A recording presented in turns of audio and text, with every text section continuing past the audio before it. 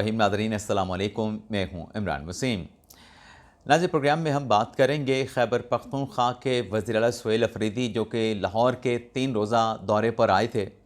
आज उनके 3 दिन का ये दौरा मुकम्मल हो चुका है और जब हम ये प्रोग्राम रिकॉर्ड कर रहे हैं, इस दौरे में सुहेल अफरीदी साहब ने जो मार्का सर करना था, वो मार्का सुहेल अफरीदी साहब सर नहीं कर सके।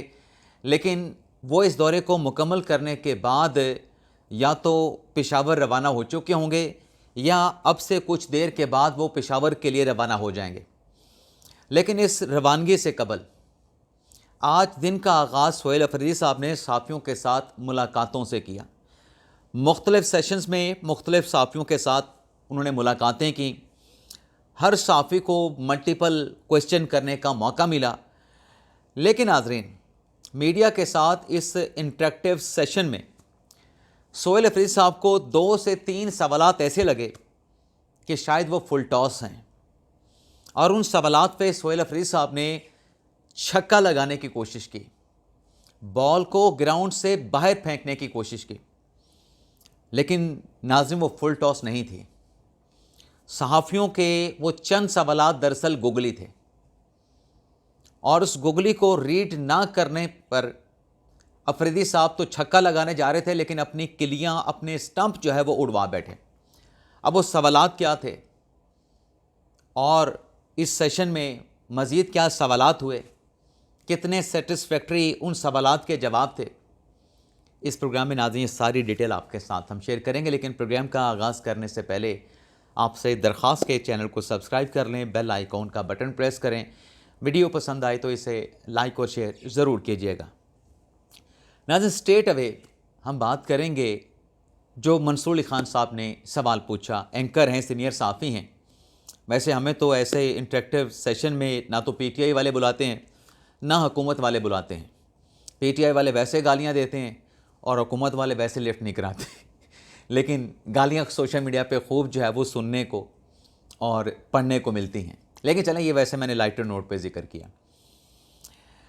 मंसूर भाई ने सवाल ये पूछा कि जैसे अली अमीन गंडापुर साहब की जब वो वज़ीर आला थे, जो हाई लेवल्स की मीटिंग्स होती थी उनमें उनका आसिम मुनीर साहब के साथ भी इंटरेक्शन हो जाता था और फिर जब वो मुलाकात करके आते थे अली अमीन गंडापुर साहब, तो उनसे पूछा जाता था कि आपने इमरान खान से मुतल्लिक ये सवाल पूछा, ये बात की, वो बात की, क्या बात आपने की, क्या आपने बात नहीं की।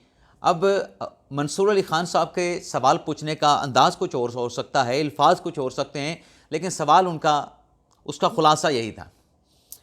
उस पर बल्कि मंसूर भाई ने यह भी कहा कि जब आपकी मुलाकात आसिम मुनीर साहब के साथ होगी तो क्या आपने कुछ पॉइंट्स, कुछ चीज़ें लिख रखी हैं जो आप वहाँ पे जाके डिस्कस करेंगे, वहाँ पे एजिटेट करेंगे।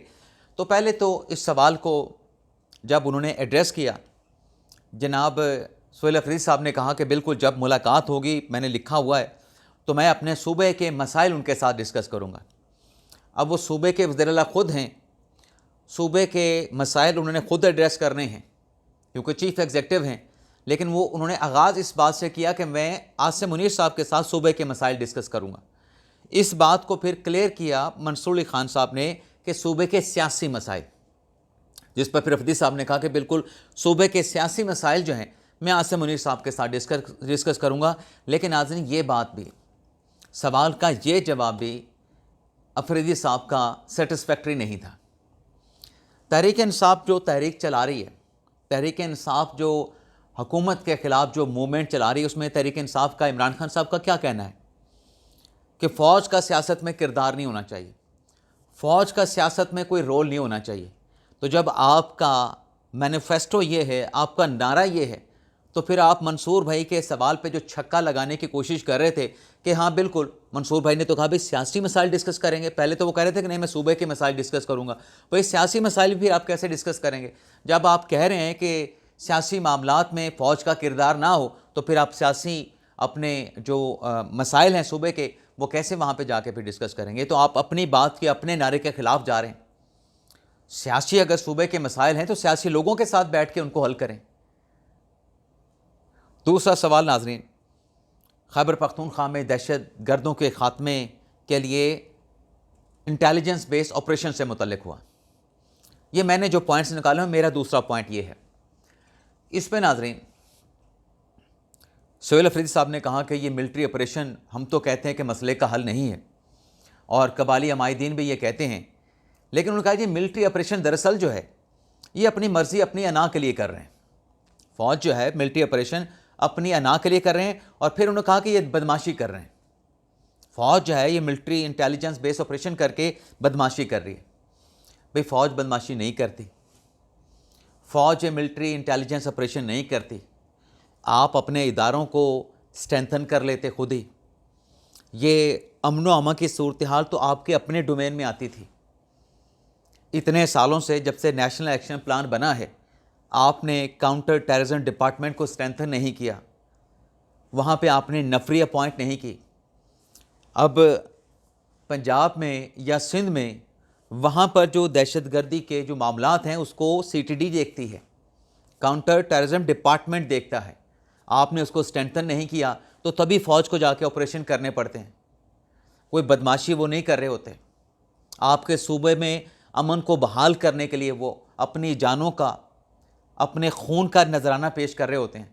आप कहते हैं कि वो बदमाशी कर रहे हैं। तीसरा पॉइंट नाज़रीन, एक सवाल के जवाब में अफरीदी साहब ने कहा कि अब सवाल क्या था नाज़रीन, वो जो पूरा प्रोपेगेंडा जब पहले दिन ये पंजाब असम्बली गए थे, साफियों ने क्या सवालात पूछे थे? यही ना कि आपको लाहौर कैसे लगा, लाहौर की सड़कें कैसे लगीं, लाहौर की आपको हरियाली कैसे लगी, लाहौर की आपको तरक्की कैसे लगी, लाहौर के आपको तरक्याती मंसूबे कैसे लगे। उसमें एक सवाल जो है वो स्मगलिंग से मुतल्लिक भी था, ड्रग्स की स्मगलिंग से मुतल्लिक भी था। आज वहाँ पे सारे सवालात हुए, यही सवालात हुए, इन सवालात का जवाब भी दिया गया। मैंने जब अफरीदी साहब लाहौर पहुँचे थे तो मैंने इतना ज़रूर कहा था कि साफ़ियों के सवाल करने का अंदाज़ मुनासिब नहीं था। सवाल बेहतर तरीके से एड्रेस हो सकते थे, बेहतर तरीके से आप सवालात को फ्रेज़ कर सकते थे। लेकिन यहाँ पे क्योंकि कोऑर्डिनेशन थी, म्यूचुअल एक तावन भी मौजूद था तहरीक इंसाफ का, सहाफ़ी भी सीटों पे बैठे थे, तो वही सवाल बेहतर अंदाज से हो गए। पंजाब असम्बली में तो भगदड़ मची हुई थी, तो जल्दबाजी में सवाल हुए, तो जल्दबाजी में साफ़ियों से क्वेश्चन भी दुरुस्त फ्रेज़ नहीं हो सका होगा। आज तो आपने उन तमाम सवालात का जवाब दिया। अफरीदी साहब ने कहा कि वो जी सड़कें लाहौर डेवलप तो हैं, सड़कें बड़ी अच्छी हैं, लेकिन सड़कें बनाने से तो कौम तरक्की नहीं करती। अब ये जिस शऊर की बात कर रहे हैं अफरीदी साहब कि इमरान खान साहब ने कौम को शऊर दिया है, सड़कों से अवाम तरक्की नहीं करते, ये किसी तरक्की याफ्ता मुल्क के किसी क्या कहते हैं फ़िलासफ़र से पूछ के सामने ये बात ना कर लीजिएगा, या किसी और के सामने बात ना कर लीजिएगा। पाकिस्तान के अंदर भी ये सड़कें बनाने से कौम तरक्की नहीं करती। सड़कें बनाने से जो लोगों का जो मतलब पंजाब है, यहाँ चलें आप खैबर पख्तूनख्वा ले लें, फल फ्रूट वहाँ पे पैदा होते हैं। अगर सड़कें नहीं होंगी, वो फ्रूट जो है, वो पीच है जी, आड़ू है जी, खुबानी है, आलू बुखारा है, जब सड़कें नहीं होंगी तो वो तो वहीं पे गल सड़ जाएगा जहाँ पे वो उसकी पैदावार हुई। सड़कें होंगी तो वो फल की जो काश्त है, जो फसल है, वो मंडी तक पहुँचेगी। तो सड़कें बनाने से कौम बनती है। सड़कें होंगी तो पहाड़ पे बैठा जो एक शहरी है, जो पाकिस्तानी है, जो अपनी फैमिली के साथ रहता है, वो अपने बच्चों को नीचे स्कूल में पढ़ने के लिए भेजेगा।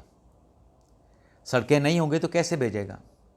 सड़क नहीं होगी तो उसके पास राशन कैसे पहुंचेगा?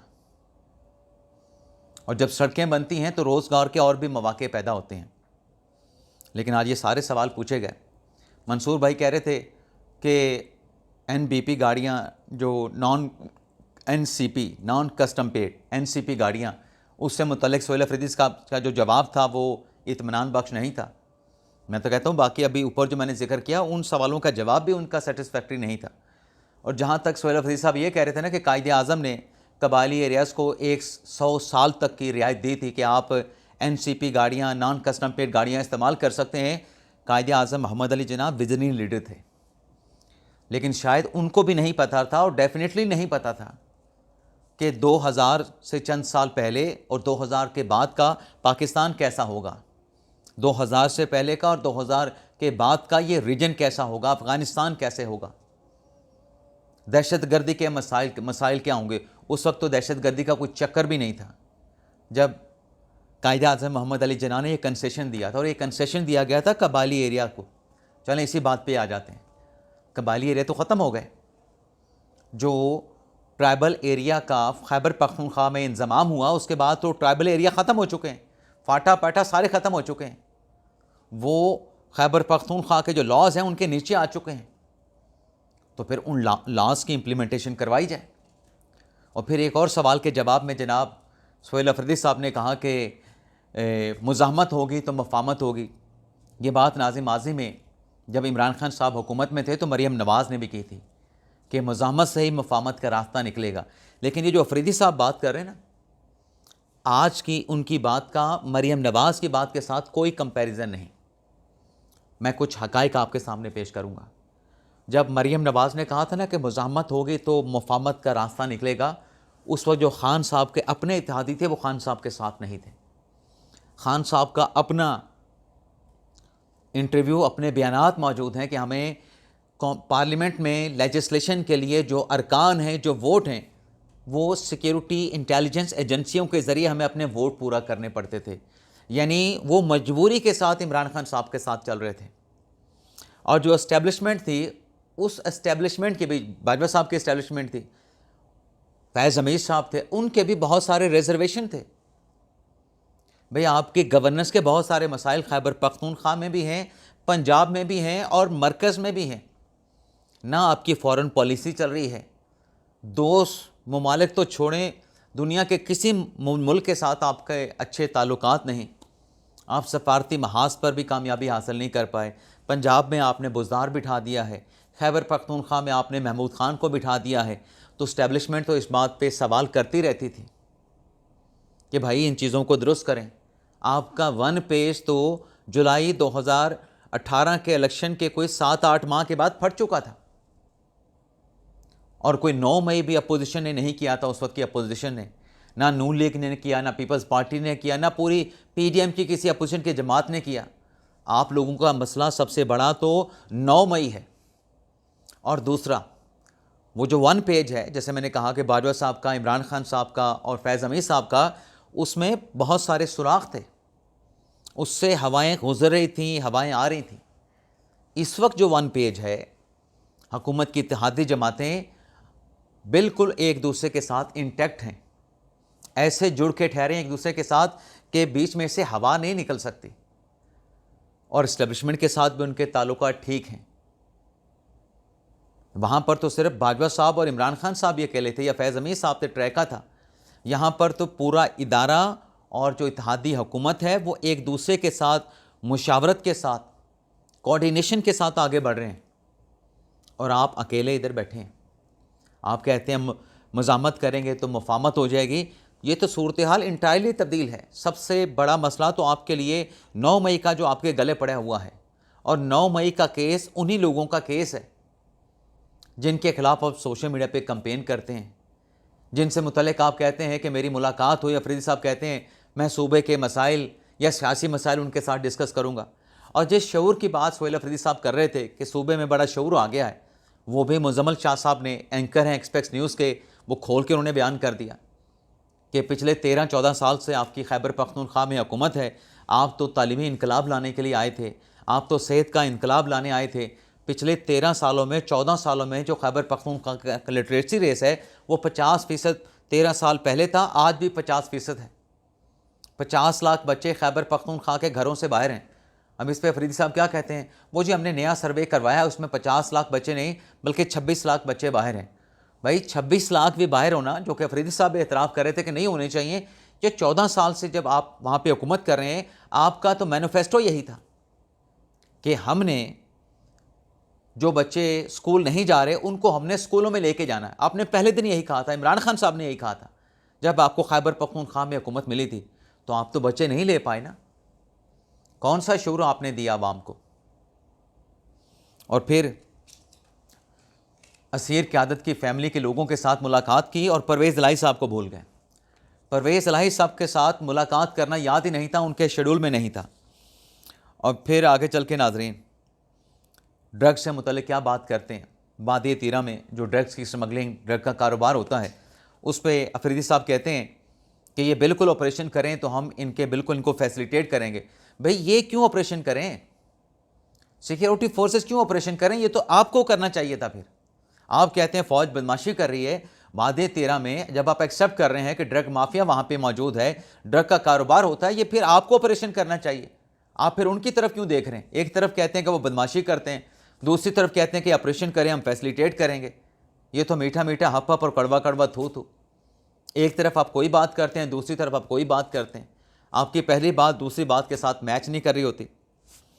और फिर नाजरीन, जैसे मैंने आगाज़ में कहा कि दौरे का तो इख्तिताम हो चुका है, लेकिन दौरे से पहले नाजरीन जो शाहिद खटक साहब हैं, उन्होंने एक वीडियो बयान जारी किया कि अफरीदी साहब जो हैं वो जाना चाहते हैं उमर सरफराज चीमा साहब के घर में और हसन न्याजी साहब के घर में, लेकिन रास्ते बंद कर दिए गए। तो उनके इस वीडियो बयान पे सोशल मीडिया के सार्फिन ने शाहिद खटक साहब को आड़े हाथों ले लिया। पहले तो कहा गया कि जो वीडियो ये दिखा रहे हैं उसमें रास्ता तो साफ नज़र आ रहा है, खुला हुआ है, कोई बैरियर वहाँ पे नज़र नहीं आ रहा। और दूसरा, सोशल मीडिया के सार्फिन का ये कहना था कि ये बंदा जिसकी टांग टूट गई थी, 10 से 15 दिन के अंदर इसकी टांग जुड़ गई, ये प्लस्तर लगवा के बेड पे लेटा हुआ था, ये तो झूठा आदमी है, इसकी बात का यकीन क्यों करें, इसकी बात का एतबार क्यों करें? तो शाहिद खटक साहब की बात का किसी ने यकीन नहीं किया। और फिर नाजरीन एक और अहम खबर भी आपके साथ शेयर करने, वो ख़बर नाजरीन ये है कि जो इस्लामाबाद कचहरी में धमाका हुआ था, बल्कि PTI की एक और ख़बर सुन लें। ये जो दौरा करके अफरीदी साहब वापस गए ना, हो सकता है अगले घंटों में चले जाएं, अभी गए तो नहीं है, या सुबह जाएं, धुंध की वजह से ना जा सकें। इस दौरे की जो तवक्कुआत थी वो पूरी नहीं हुई, क्योंकि तहरीक इंसाफ खैबर पख्तूनख्वा के डेलीगेशन की जो पंजाब की क़यादत है, उनके साथ अच्छी खासी मुँहमारी हुई है, भरमी हुई है, जिसमें KP से आए मेहमानों का, डेलीगेशन का ये कहना था, यार अगर आप अपनी गलियों से भी 10-10, 15-15 लोग निकाल लेते तो अच्छा खासा मजमा इकट्ठा हो जाता। आपने तो तवक्कुआत के मुताबिक कोई तैयारी नहीं कर रखी थी। बाकी वफाकी हुकूमत ने आज ये फैसला किया है कि 1 जनवरी से जिन गाड़ियों पर M टैग नहीं होगा, उन गाड़ियों को इस्लामाबाद में दाखिल होने की इजाज़त नहीं दी जाएगी। और अब तक नाज़रीन 14 नवंबर से लेके इस्लामाबाद में जो मुख्तलिफ पॉइंट्स बनाए गए हैं M टैग इशू करने के, 1 लाख गाड़ियों को M टैग जो है वो जारी किया गया है। इजाज़त चाहते नाज़रीन, अल्लाह हाफ़िज़।